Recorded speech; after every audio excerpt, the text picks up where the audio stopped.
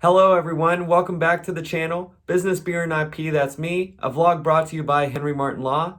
My name is Hank Abramson, and today I'm going to tell you about an incredible way to incentivize your key employees, restricted equity. Cue the music and let's get at it.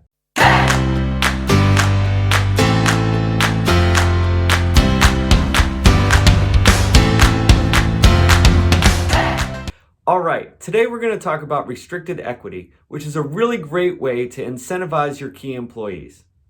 Now, there are a lot of ways to incentivize your employees. You could increase their pay. You could give them an end of the year bonus. You could even give them something like phantom equity. But the restricted equity gives them something that all those other methods can't, which is actual equity ownership in the company. So they have a real vested interest in what they're working for. Now, this isn't for every employee that you have. These are people that ultimately you want to be a partner, a co-owner, a team member in the business with you. And so again, this is not for everyone. This is for your key employees that are really driving the growth for your business. Now, like I say, unlike phantom equity, for example, that more or less just gives the employee an appreciation rate and a more or less a bonus based on that appreciation rate at the end of a certain period of time. Restricted equity, often called restricted stock, although in LLC situations that's not entirely the case, it's restricted membership interest. So I'm just going to refer to it as restricted equity. This is a way to give your key employees actual equity in the business over time. And the way that it's structured is like this.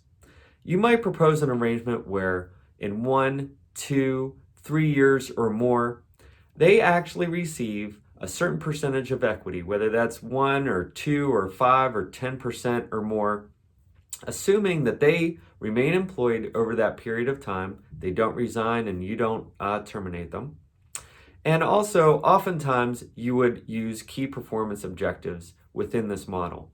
So you would say to them something like, okay, if you stay employed for the next 2 years and you sell at least 1,000 widgets each of those years, you will be granted 2% equity in the business.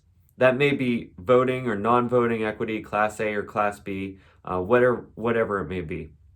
But at the end of the day, you'll have 2% equity in the business. You can even do this in different tranches. So you could say in 1 year, if you hit this key performance objective and stay employed, you'll receive 1%. If you stay employed another year, then you'll get another 2%. If you're here in 5 years, maybe you'll get another 3%. So over time, this is a great way to incentivize your employees and give them a real stake in the game, a real motivator to really drive their production and have a vested interest in the growth of the company. This is also a great tool to generally use for business succession plans. Over time, you can bring these key employees that you want to have in the business with you into the business while maybe you take a lesser role in the business. Now, as a business owner, you do have to be careful. Like I say, it's not for every employee. You have to make sure this is an employee who, one, you very much trust on a level to be a co-owner and partner with you. Two, someone who has the resources, the knowledge and experience to be a partner level person with you in the business, or someone you think over this certain period of time will reach that level. You have to remember that there are certain risks and dangers that go along with letting someone inside the house, as I call it, or letting someone be a part of your entity with you. You know, if they come into the entity, they could potentially bring shareholder or equity holder disputes against you if they don't like the way you're running the business or think that you're not acting in the best interest of the company. They can look at the books and records of the company, generally speaking. And they may even have a voting interest if that's what you're giving them, voting equity. They may even have a say in decision making in the business. So you really have to be careful who you offer this plan to and make sure they are someone who you want to be a partner, a co-owner, team member in the business with you. Now, one of the key features of this plan is that it is subject to forfeiture. So it does mitigate the risk a little bit for you as the business owner. So in other words, you're not granting them 2% or 5% equity right off the bat. If they don't hold up to their end of the bargain, if they don't remain employed for that period of time that you've set in the agreement, or they don't hit those key performance objectives as set forth in the agreement, then the whole thing unwinds and goes poof, and no harm, no foul. Now, one of the other benefits to the employee is potentially some tax savings. If you were to increase their employment compensation, or you were to give them a bonus at the end of the year, or even give them phantom equity, generally speaking, that's all going to be considered employment income taxed at the ordinary tax rate.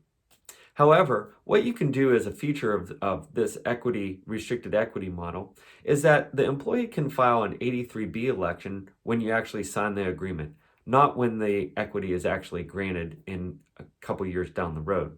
So they are able to pay tax on the value at the time of the company when the agreement is signed, rather than when the equity is actually granted.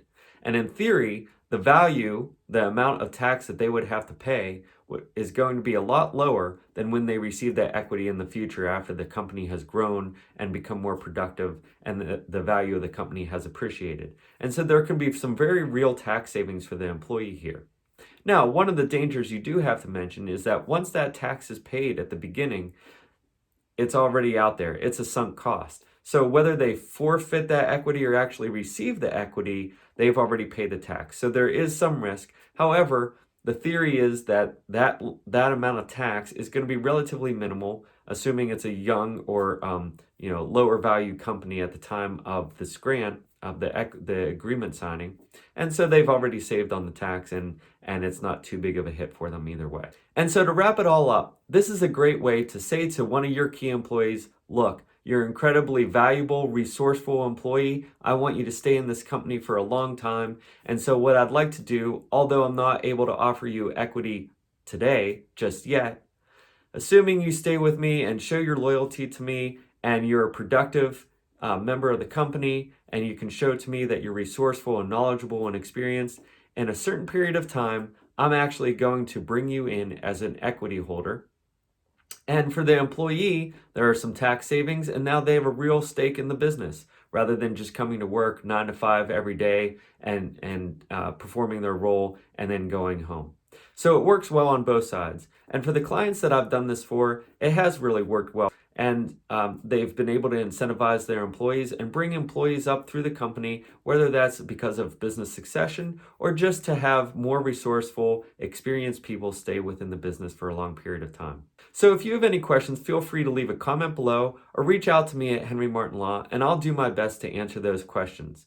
Of course, if you're in another jurisdiction outside of Maryland, you'll want to speak to an advisor in your particular jurisdiction and see how this all can work for you. Thank you again for joining us here on Business, Beer, and IP, That's Me, a vlog brought to you by Henry Martin Law.